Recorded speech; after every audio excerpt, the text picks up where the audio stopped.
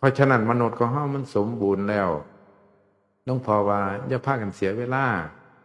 อย่าว่าเกษียณก่อนอย่าว่าหมดภาระก่อนอย่าว่าหลานใหญ่ก่อนมันเฮายากเฮาก็ฝึกโลด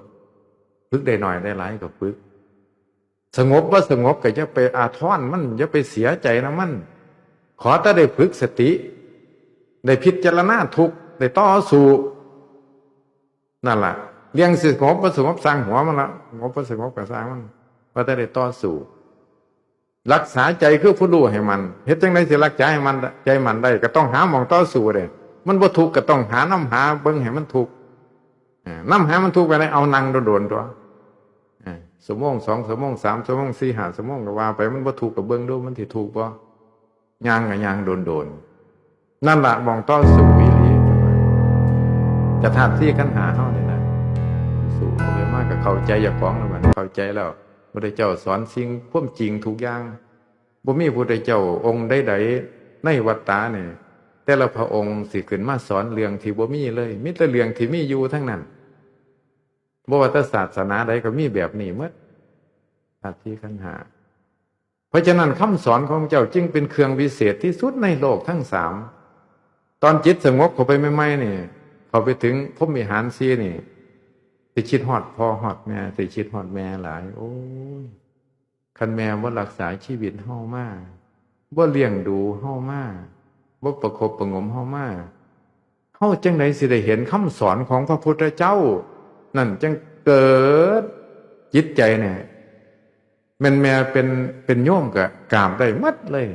กราบแม่เพราะว่าอาศัยเพิ่นเลี้ยงชีวิตเฮามาตั้งแต่อยู่ในท้องจนออกมาจนว่าเฮาใหญ่จนได้มาเห็นคำสอนของเจ้าที่วิเศษนี่เพราะแม่ผู้เดียวก็พอเลี้ยงมานั่นเพิ่นจังว่าคุณบิดามารดามีคุณมหาศาลอเนกอนันต์จนบ่มีเทียบเทียงได้ในมหาเรื่องนักปราชญ์ทั้งหลายที่เพิ่นกล่าวไว้ว่าเอาแผ่นดินกับแผ่นฟ้ามาเป็นกระดาษเอาเขาพระสุเมธนราช